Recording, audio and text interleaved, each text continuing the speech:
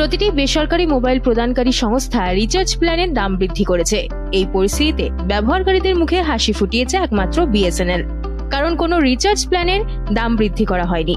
ফলে মধ্যবিত্তদের জন্য অনেকটাই সুবিধা হয়েছে। সরকারি এই সংস্থা সম্প্রতি আরও একটি রিচার্জ প্ল্যান লঞ্চ করেছে।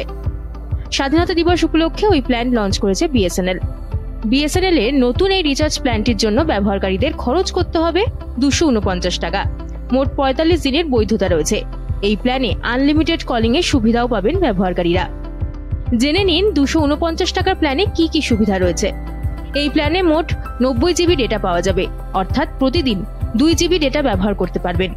এছাড়া দৈনিক 100টি করে এসএমএস এর সুবিধা এবং আনলিমিটেড কলিং এর সুবিধা দেওয়া হচ্ছে। যারা পুরনো বিএসএনএল এর গ্রাহক তারা যেমন এই প্ল্যানটি ব্যবহার করতে পারবেন, তেমনি যারা অন্য কোনো সংস্থা থেকে বিএসএনএল এ পোর্ট করাবেন তারাও এই সুবিধা ব্যবহার করতে পারবেন।